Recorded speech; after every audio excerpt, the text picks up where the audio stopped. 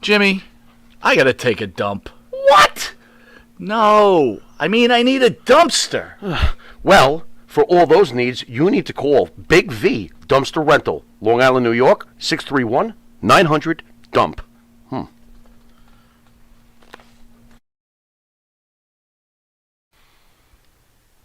The Monty and the Pharaoh Show is brought to you by Because wine is your second favorite four-letter word. California wine, New York attitude. Good fucking wine. Yeah. All right, welcome back to another episode of Mantaur's Memoirs with the mighty Mantaur. Ooh. Hello, everybody. Good evening, good day. How the hell is everybody doing today, man? I'm doing great. As you can see behind me, the sun is out in full force here in sunny Southwest Florida, and I am back from vacation. And, I have to start out, I just want to start out by saying, life is tough sometimes, man. I was on vacation, everything was hunky dory, not a problem in the world. And, I come home and now I have, everyday shit I got to deal with, and I got to tell you, life is fucking depressing sometimes, man. But you know what? If two things are for certain, the sun will set and the sun will rise the next day.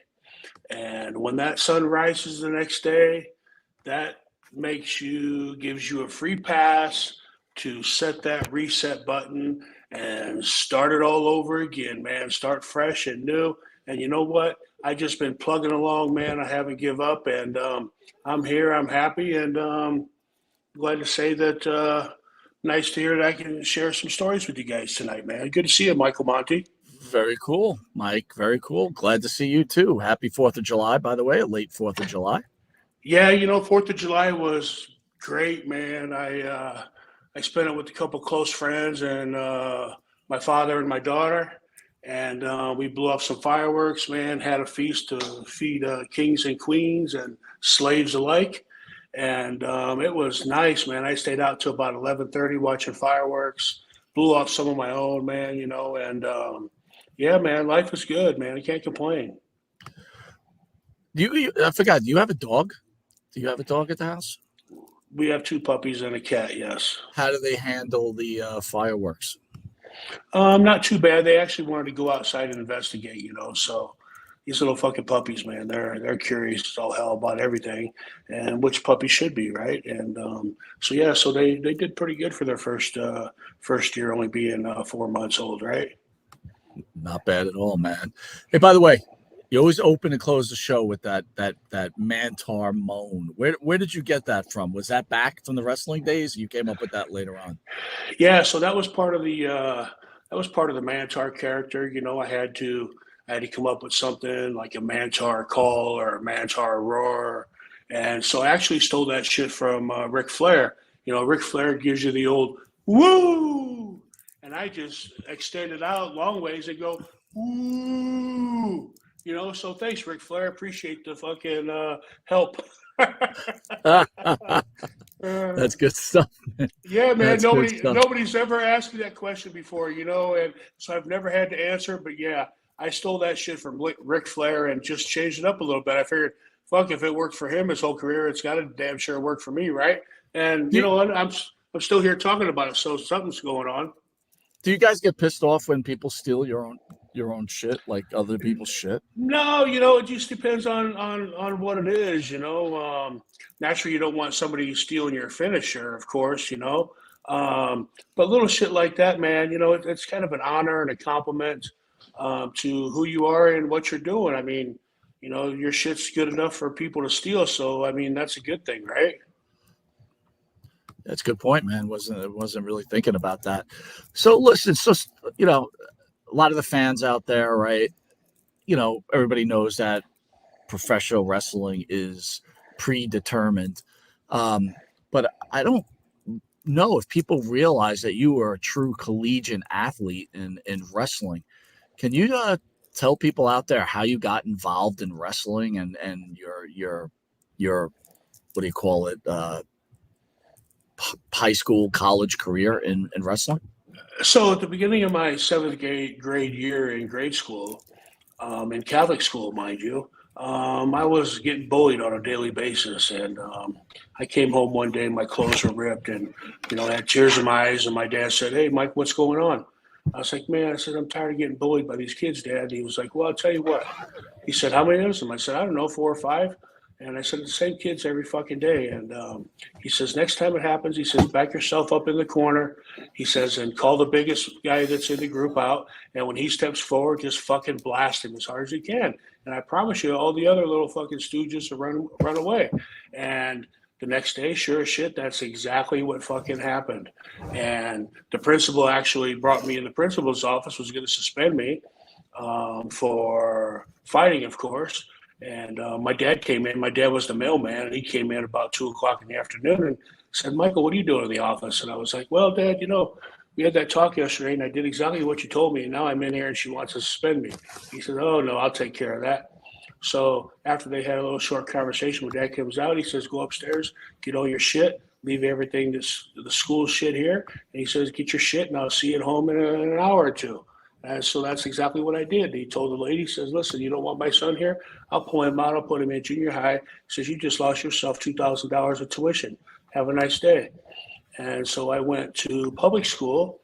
And after being in public school a couple of weeks, my woodshop teacher, James Nye, he was like, "Hey," he says, "Mike," he says, "you're a pretty big dude." He says, "You seem pretty athletic." He says, "You play any sports?" And I says, "Yeah, I play hockey all the time, man." I said, "I've been playing hockey for, 6, 7 years already." I says, "I love it." He says, "You want to think about coming out for amateur wrestling?" He says, "We could use a heavyweight." I was like, "No, I never really thought about it." He says, "Well, you want to try?" I says, "Yeah, it sounds like fun." He says, "All right." He says, "Well, come after school." He says, "And I'll send you a paper home. If you like it, you can have your parents sign it and bring it home tomorrow, and you'll be a part of the team." So I went to practice that night, and I remember, man, the very first time that I wrapped my hands around somebody and locked my hands and fucking chucked him into next week, I was hooked. And I was like, "This shit is fucking fantastic, man. I love it. I can get physical with people, and this is right up my alley." So, I started wrestling, and, I think my first year of wrestling, I think I lost maybe one, maybe two matches is all. And my eighth grade year, I didn't really lose any. And I got into high school, and I just won 2 world championships in freestyle and Greco-Roman.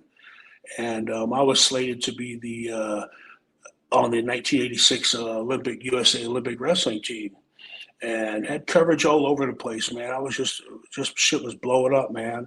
And it's a 4-time state qualifier, 2-time state champ, national champion.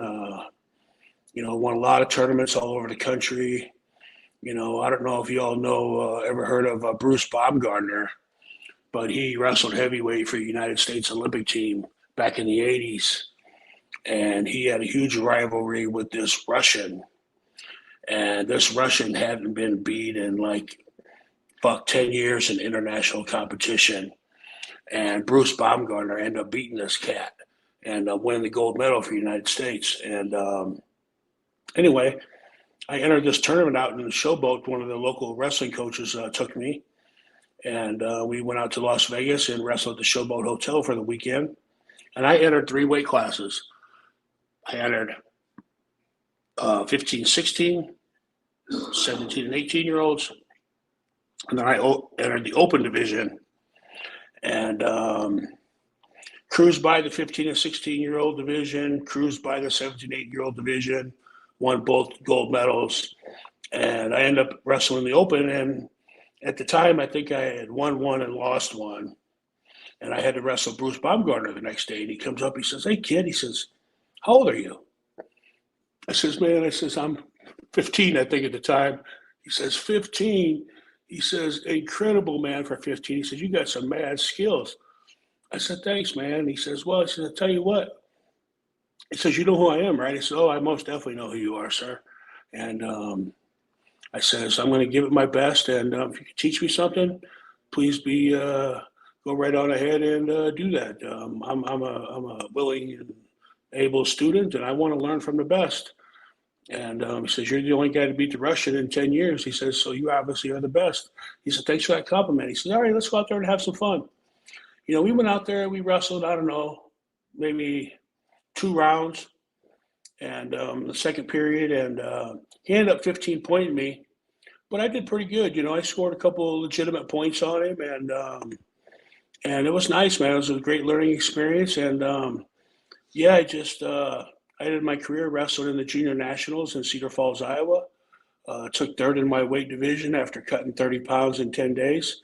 And man, it was great. And I just was a great amateur. And I turned down a full ride to Oklahoma University on a wrestling scholarship. And just decided to play some couple of years of semi-professional football. And I did that, and I was 20 years old, and I went right to Mad Dog Vashon, who was an old school wrestler that lived right over the hill from me. And I was like, Maurice, I'm ready. He's like, all right, let me make a couple phone calls. And he sent me up to Minneapolis for Eddie Sharkey, and then I knew more about wrestling. Where were you where you ran into Mad Dog Vashon? Because I figured he lived in. Oh, so he was in Nebraska, not in Minneapolis. Nope, he lived in Omaha, Nebraska. Lived just right over the hill from me, actually, like 2 blocks away. So, and he'd lived in my neighborhood my whole life. My dad was the local mailman, and so my dad used to deliver his mail on a daily basis. And he used to throw my dad, wrestling tickets all the time. The first time was about 10 years old. I think I told that story here on the podcast before. But yeah, he used to throw us free tickets all the time, and great guy, man. Taught me a lot, man. We played a lot of pitch, a lot of cribbage, told a lot of stories, man. And I was lucky enough to be able to make some of my own memories, right? So it all worked out. But I tell you what, man, Mad Dog was one crazy son of a bitch, man. He got hit by a car. He was up jogging when he went to see his brother up in Des Moines, Iowa. Got hit by a car and left in the ditch for dead. And they ended up flying him up to Canada and amputated his right leg from his knee down. And so he was in a wheelchair for the latter part of his life. And, his wife could never keep him in the fucking house, and then he started getting old and senile and had dementia. And then he would just escape, and he would escape, he'd be gone, right? And I remember one snowy day, man, it was fucking like 1.5 feet of snow outside. And he escaped. And he got that wheelchair somehow out to the edge of the driveway. And where his house was on the street, it was straight downhill, man, for about 4 or 5 houses. And he got out in that street, man, and fucking away he went, man, in that wheelchair, all the way down that street, man, and crossed over the intersection, fucking bounced off a fucking curb and ended up in the snow. People ran down there. Maurice, are you okay? Oh, my God, he's dead. He fucking rolled over, man. He was laughing his ass off, man. He had a fucking blast right until the very end of his life, man. What a good soul, man. He was such a great guy, man. I really miss him, man. He was a big influence in my life when I was growing up, and just a great guy. And he, had a great wife. And, Kathy just passed away a couple years ago, God rest her soul. And she had Alzheimer's disease too. And so, there's something in the water in that neighborhood, man, that I hope I don't get that shit. Well, let me ask you this. You mentioned that you turned down a full ride to Oklahoma State, you said? Oklahoma. Why? What made you decide not to go? I fucking hated school, man. I mean, I just hated it. I remember we had a 2-3 hour meeting in school in the principal's office. There was the 2 representatives from Oklahoma, my 2 wrestling coaches, the principal, my counselor. There was fucking 8 or 9 people in the room for 3 hours, man. They're talking to me. I'm like, fuck it, I can't do it. I just had to get up and walk out. I said, I'm fucking done with this shit. I fucking hate it. I'm done. And so I remember my head coach, he came up to my dad and he's like, Bob, he's like, you got to talk to him. My dad's like, Bo, he's going to listen to anybody. He's going to listen to you. And he was like, I tell you what, he says, I'll give you one last chance, one last go at him. He says, how about you and the representatives and Coach Schutz come over to the house tonight for spaghetti and meatballs and Italian sausage? He says, I'll make sure that he doesn't go anywhere, and we'll have dinner and we'll talk about it, And I remember, man, I came home from school and I jumped in the fucking shower, man. I was fucking getting dressed, going out for a night of partying, and I'm getting ready to walk out the door. I said, I'll see you later. My dad says, nope. He said, get your ass back in here. I said, what do you mean? He says, we got family in town. He says, they're coming over for dinner. He says, you want to go anywhere? You got to wait till they leave. I was like, oh, shit. I was like, all right. So I remember fucking doorbell rings and my dad says, go get it. So I went down there and opened up that door and I seen Coach Hazlip and these representatives from Oklahoma. I was like, motherfucker. And so welcomed them in, man. We had dinner and they were very professional, said, hey, Mike, listen, your studies are the least of our worries. We want to get you on campus and get you in the training room and start wrestling. He says, we got people, we can set you up with tutors, man. He says, there's no problem with working, doing them grades. And I was like, man, I fucking hate school with a passion. The reason I went to school was to play sports, football, wrestling, and golf. And I just hated the fucking books, man. And, I was a lot smarter, but I did just what I had to do to get by to play sports. And I just turned down a full ride, man. I just wasn't interested and was tired of fucking school, man. One thing I regret today, because, I could have got an education and got a degree and I would have had something to fall back on now, except I'm on disability and I'm just a retired professional wrestler without a pot to piss in or a window to throw it out of. Let me ask you, as being a wrestler, though, I don't know if I have the times right, but was Team Foxcatcher around when you were starting to learn that trade? Team Foxcatcher. Yeah. I don't know if I'm familiar with that. So it was the Olympic. It was the Olympic training building. All the wrestlers went there. It was. I don't want to make this too long if you didn't know anything about it, but John DuPont from the famous DuPont family created Team Foxcatcher, and they had all the major wrestlers there at the time. And then he ended up murdering, one of the Schultz brothers. But yes, I didn't know if I didn't know if you were around at that time, if that was a wrestler's dream to make it to Team Foxcatcher. I was kind of a generation younger than that, so them guys were a little bit older than me. But I remember that, man. That's where everybody wanted to be, and that's where everybody wanted to go because the best of the best were at that fucking camp and in that compound, and never made it. It would have been something. Would have been a lot of fun. Definitely would have been a learning experience. But who knows, man? I might have got my ass killed. I don't know, dude. I can't imagine many people beating you on the mat in a real shoot, especially in wrestling. Okay, so let me throw this out there. Go ahead. You heard of Gary Albright, right? Absolutely. All right, so Gary Albright was a Division I champion for the University of Nebraska. And I remember my freshman and sophomore year, I qualified for the state tournament, and my coach was really good friends with the Nebraska head coach at the time. And so he asked if Gary would roll around with this heavyweight, which was me. And so they went and asked me. He said, yeah, sure, man, bring him over. So I went in there and I got a couple good workouts. And I remember now, I'm 12, 13, 14 years old, man. I'm super young at the time. And Albright's in his 20s, probably 10 years older than me. And I'll tell you what, man, we stepped on the mat and I held my own with Albright, man, for about a period and a half. And did really well against him. They were really impressed.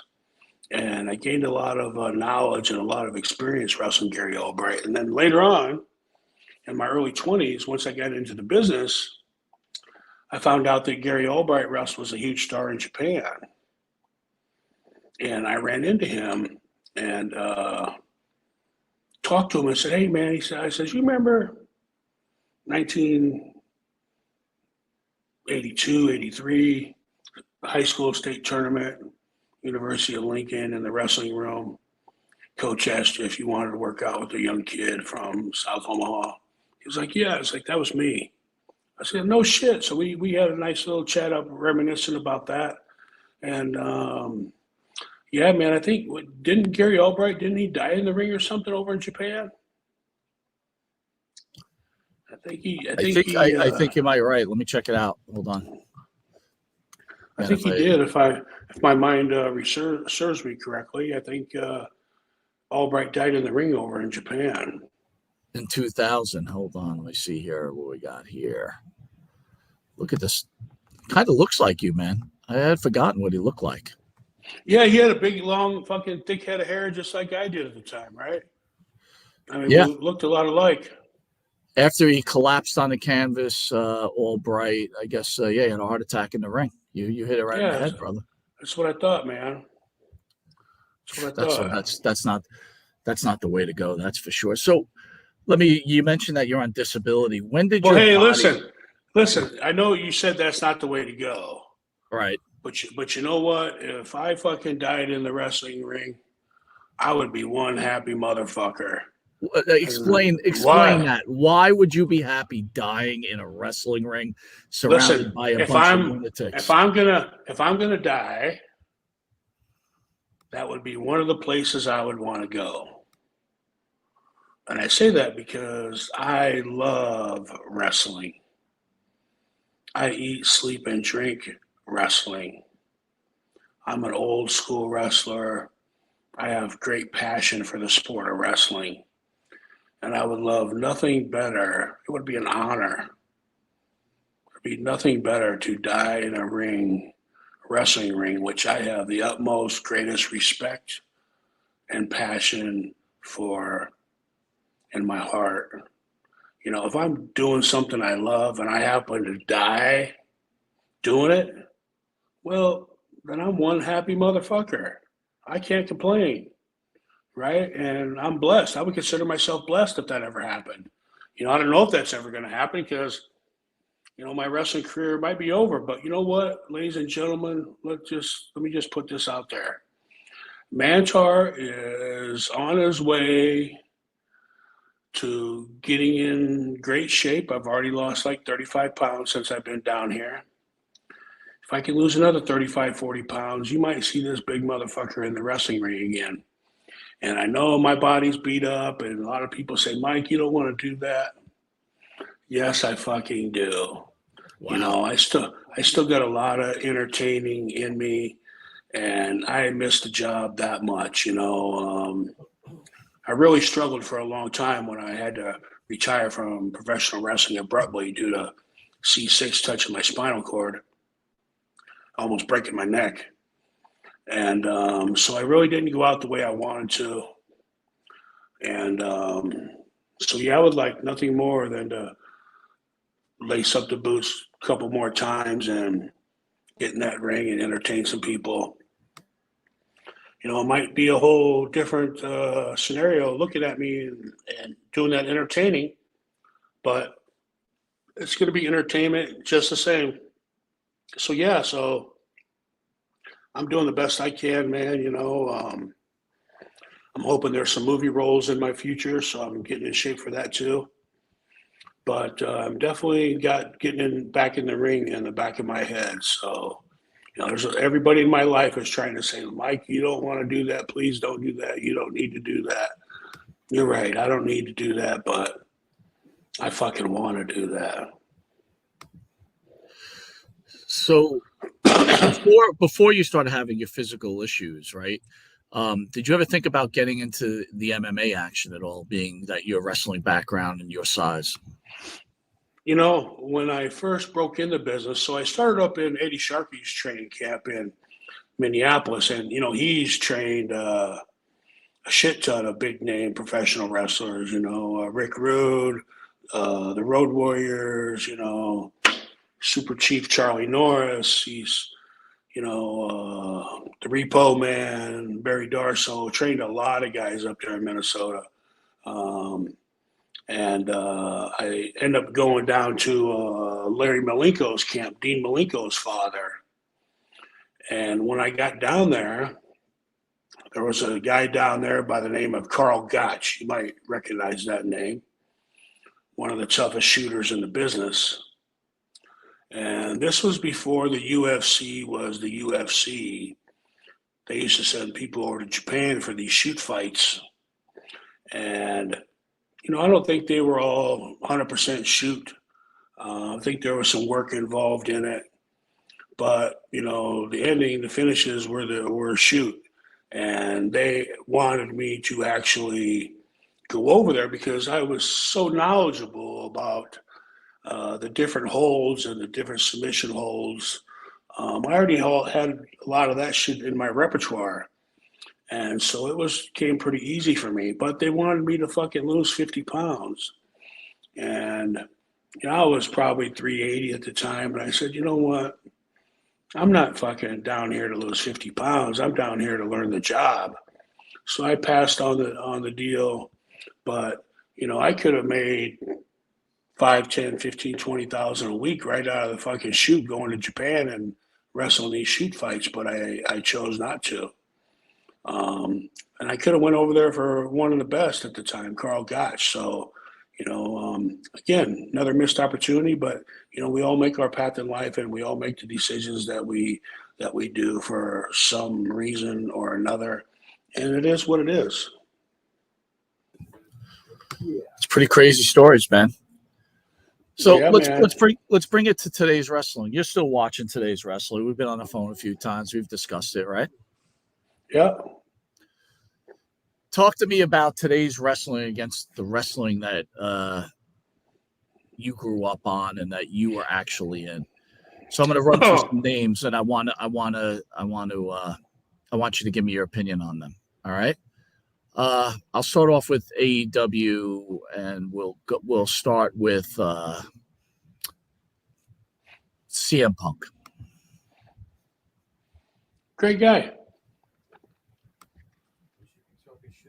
Got his ass handed to him in the UFC, but still a great guy, great talent.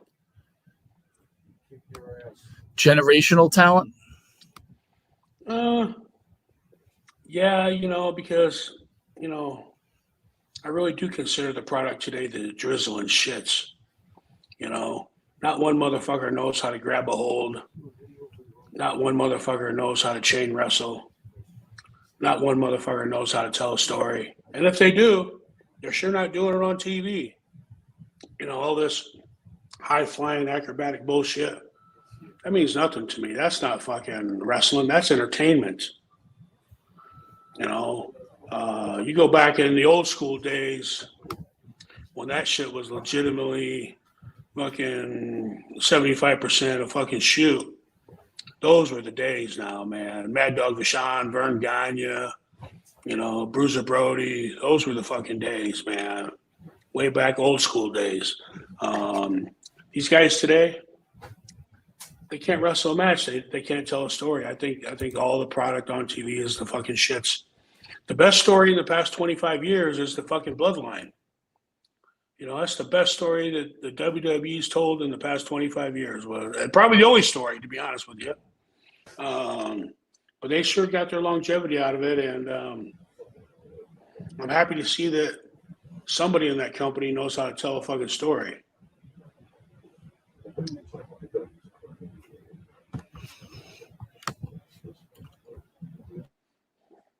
But yeah, I don't really like the product on TV today, man. I don't really have many positive things to say about the product. I mean, the guys are working hard, and they're making money and they're putting asses in seats. So it must be what the fans want today. But if that's the case, then the fans have fucking gone soft on us, right? No, totally. I totally get it. Totally get it. What about LA Knight? He's a good hand, he steals a lot of the rocks and Stone Cold shit. But you know what? Who gives a fuck? It worked then, it's going to work now. And if you got a talent that can pull that shit off, more power to him. I seen he's been taking a lot of heat on the internet lately about stealing all the rock shit and all the Stone Cold shit. Who fucking cares? He's getting over, man. Let the fucking guy be.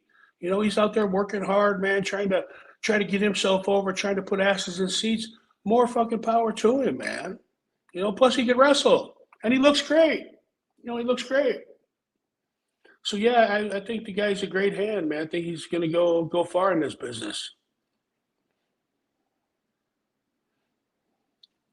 And I read a story, I think it was by him actually, where he told me for like 10 years of his career, man, he fucking made no money. He was homeless. He said he didn't even have a fucking car part of the time. He was just really down and out, wasn't making any money, was thinking about giving up. And now look at him. He's on TV making big bucks, wrestling with the big boys. Understood. How about MJF? He's great on the stick, man. Fucker can cut a promo with the best of them. I'm sure a lot of other guys wish they had that kind of charisma. And his wrestling skills are pretty damn good as well. I think he's a little cocky.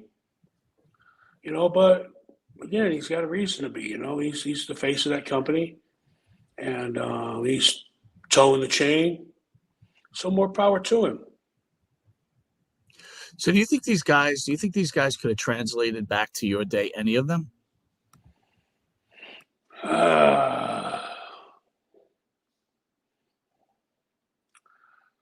Yeah, I think guys like, Roman Reigns, MJF, LA Knight, there's a select few out there. There's, probably 15 or 20 guys in the business today that could toe that chain. But not fucking any more than that, that's for sure, man. A lot of these fucking guys are out there strictly for entertainment purposes only. And, when I go out into the ring. I mean, Mike, is that a bad thing though? Like that they're just entertaining? No, I mean that's what it's all about. But when I go out in the ring, I want to have a great wrestling match. And I want to entertain the people. But I want to have a great wrestling match first and entertain the people second. And I'm still going to do my best job at both of them. But instead of just concentrating on entertaining the fucking people and giving them exactly what they want, I also throw some wrestling skills in there and tell a little bit of story when I'm in there. So I mean, there's a huge difference, in my opinion.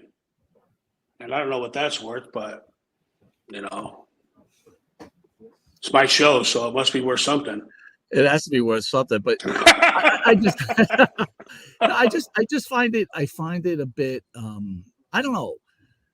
Maybe it's just the athlete. I guess when you're done with it, you're done with it. Is that what goes on here? Because I see a lot of I don't want to call you an old timer, man, because I'm not trying to be offensive. But I kind of am. But it seems like, all of a sudden you just shit on the new product. And I'm not saying you in general. It seems like everybody. They're just not fans of the new product, and they don't even watch it anymore because they only remember what they did. Well, listen, different times, different eras, different people. And I guess in 2023, all they want to be is entertained, and they don't give a shit how. And there don't have to be any wrestling involved. And, I was just watching a little skit from old school WWE shit. And they had Eric Bischoff was on there, and Stone Cold, and Mae Young. And she made fucking Eric Bischoff eat some fucking pie when he stood with his back to her in the fucking ring, and she went up and kicked him between the legs and the nuts. He fell in the fucking corner. She was wearing a long black skirt. She took that fucking black skirt off, had pantyhose on and fucking underwear, and she ran and gave him the fucking bucking bronco with the face full of fucking puss, man. And that shit was entertaining. There was no wrestling in there at all. But that shit was fucking entertaining. I was laughing my ass off.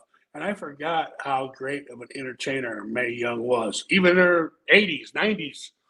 That lady was still fucking entertaining, man. She was a class act all the fucking way. whatever it took to fucking entertain the people, she was all about it. And that was some good shit, man. I was laughing. And it didn't have fuck all to do with wrestling. But you know, there's a time and a place for comedy shit like that, right? As long as you don't see that shit every time. I mean, I actually did some comedy stuff one time in my life over in Germany. And that shit went over like $1 million, man. So I know I'm a funny fucking guy, but when I want to be, and there's a time and place for everything. But if you're out there on a nightly basis, man, you better be doing a whole lot of fucking wrestling, man. You better be doing chain wrestling, putting shit together, grabbing a hold, telling a story. You know, make the guy chop that tree down. And at the end, boom, he knocks that fucking tree down. You know, so don't happen today. None of that shit happens today. You know, and I just think that the fans have really gone soft because they think they fucking know it all, right? And they don't know fucking shit. They only know what we want them to know. And I just think the fucking businesses went strictly to entertainment, which is not a bad thing because that's what makes the world go around today in 2023, right? Is the green dollar, the money. And that's what it's all about now, money and ratings.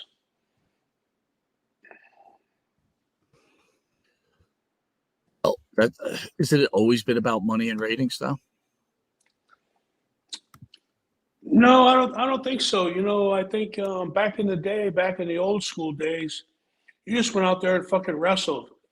And if you got recognized for your hard fucking work, then more power to you, buddy. You know, because I don't know if they really had ratings back then, right? I just think it was about putting asses in seats back then. And you know, so I mean, it's always been about the money, but I don't think the ratings really had anything to do with it. But today, analytics, man, everybody looks at the fucking analytics. If the analytics aren't there, they're going to make changes until they are there. This is true, man. This is true. So you're saying back in the old days, what was it all about then? Just putting asses in seats, man, going out there and fucking doing your job to the best of your ability. And hopefully there's fucking people out there that are buying what you're selling. And, you know, there were plenty of people. During your heyday, what was like, how many days a week did you work? Oh, fuck. Sometimes all 7. Sometimes all 7. We were on the road for 26, 27 days a month with Vince. He was a slave driving motherfucker. Because it's always been about the money for Vince. Always. He don't give two fucking shits who you are, what you look like, as long as you can fucking make money for him. And when you're done making money for him, that cocksucker is going to take you out to the fucking green pasture and tell you to turn around, and he's going to put a rifle in the back of your fucking head. He's going to put a bullet through your fucking skull and lay you down to pasture because you can't make no money for him no more. That's all that motherfucker cares about is money. Rotten human being. Wow. Well, you want to elaborate a little more on that then? Well, it all goes back to the CTE scandal, right? The lawsuit to WWE. You know, we shouldn't be self-employed contractors. We should be employees. And we're being told where to go, what to do, what to wear, how long to do it, what's the finish, and we're not a fucking employee? Are you kidding me? You're telling me to do more things than an actual fucking employer does. And you don't have to pay for my health insurance? Fuck you. Well, let me ask you this though. Don't the other guys then, shouldn't they have to pay for your health insurance? Like Fern Gagne. I mean, I know they don't exist anymore, but why would Vince be the one that gets made holding the bag? Listen, if you're part of a Fortune 500 company and you can afford television, you can afford fucking lights, cameras, you can afford all that shit, you can afford fucking health insurance for your employees because you're that big of enough company to where you're making plenty of fucking money to where you can afford to pay for insurance for everybody. Yeah, it might cut into your profits a little bit, maybe $500,000 a year, maybe $1 million. Who gives a fuck? If you're making 250 fucking 400, 500 million a year, who gives a fuck about a measly $1 million? Right? You arrogant motherfucker, you greedy cocksucker. Fuck Vince McMahon. Was there any promoter you liked working for? Yeah, man, I fucking loved working for Otto Bonds.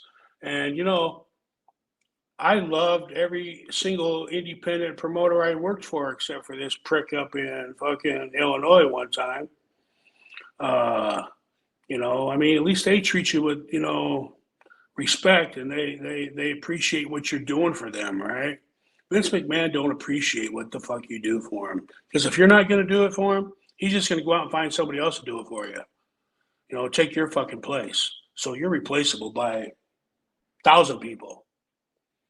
He don't give a fuck who you are, what you're doing. Don't care.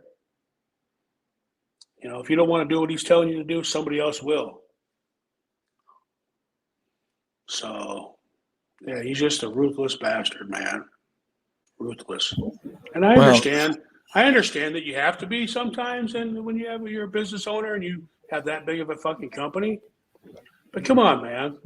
You should throw these people a bone that are out there busting their ass for you over 300 days a fucking year, putting their lives on the line every night, that are standing on top of the fucking rafters waiting to be dropped from the top of the fucking arena that dies. Have some fucking common sense, man. Show us that you fucking care about us. Show us that you appreciate us. And what's one way to show us that you appreciate? Give us fucking insurance. Well, with that, Mike, we're out of time. Do you want to send the fans out, and we'll see you next week? Great conversation as always. Great job. As everybody here knows. So first, a couple things, man. So just in the past month or two, I've opened up all my social media accounts. I currently have 5,000 maximum friends on Facebook. I've opened up a TikTok under Mike Halleck Mantaur. And I've opened up an Instagram at Mike Halleck Mantaur. So, if you're a fan, like and share. I've been posting a lot of videos lately on TikTok and Instagram, building up them followers slowly but surely. I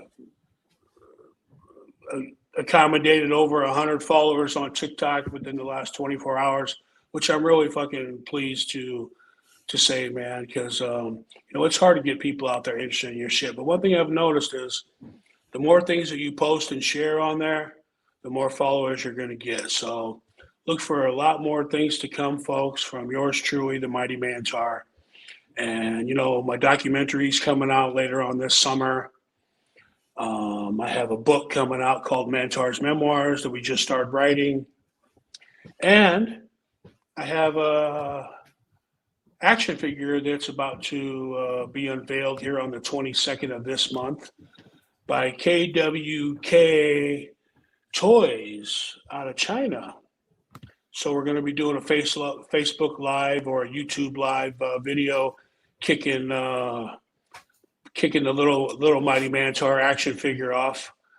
And so a lot of big things to come, man. So make sure you check out Mike Halleck Mantaur on TikTok and Instagram. And I will keep sending you these videos, and like and share this podcast. And everybody at Mantaur's Memoirs, we have the motto of the day. And the motto of the day is, you only die once, but you live every day. Peace out, everybody. Mantaur, love ya. Bye-bye.